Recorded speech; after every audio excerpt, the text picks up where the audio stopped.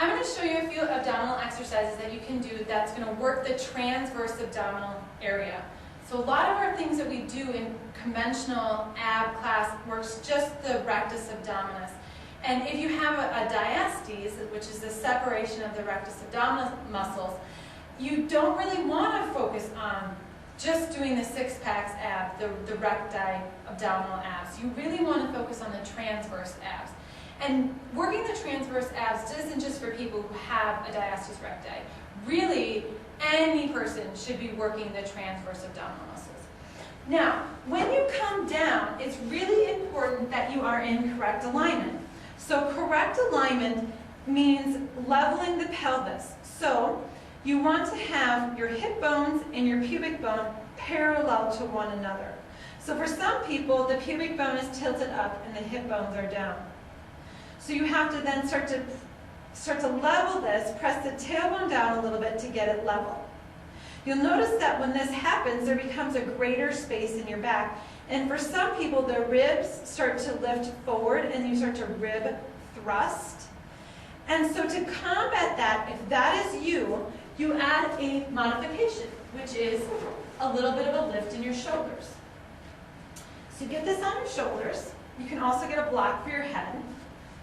And you get the pelvis stationary, and then you get your shoulders set, and you'll see now that my ribs are not thrusting upward as much. Okay? So from here, we're going to work on abdominal strengthening.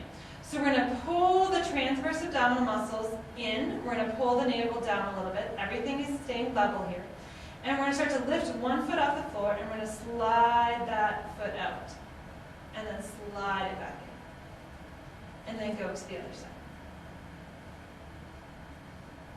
So as we do this movement here, the space between your back and the floor stays the same. The pelvis stays the same. It doesn't shift at all. And the ribs stay down versus jaunting upward.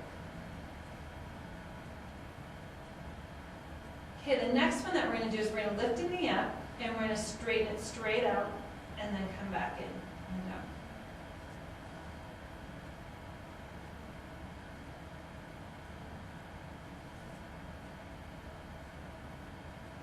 The next one that we're going to do is we're going to lift the knee up.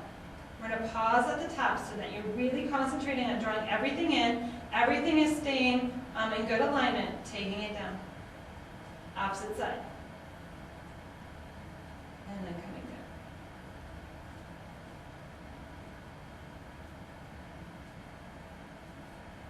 down. Now we're going to put the two legs together. So you're going to imagine your knees staying hip distance apart. And you can get a block and put a block in between your knees if you need to. So everything stays in alignment here. You're going to lift both knees up. Knees coming just right above the hips, and then take it down. Coming back up.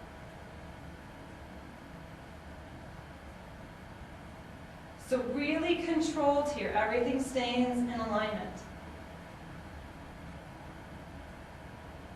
What this looks like if you don't need the mat, or you're trying to work on not thrusting the ribs up, is you engage the rib cage down a little bit. So it's not that you're forcing it down, but you're engaging more of the upper torso abdominal muscles. This stays level, and now you move. So for some people, when they do abdominal work, the abdominal muscles actually move upward, and this is what it looks like. That means you've totally lost the work of the transverse abdominal. Everything should be drawing down and in, and this should stay flat as you bring one leg up and the other, or both. Okay, that means you're working the transverse. So you don't need to spend a lot of time doing these.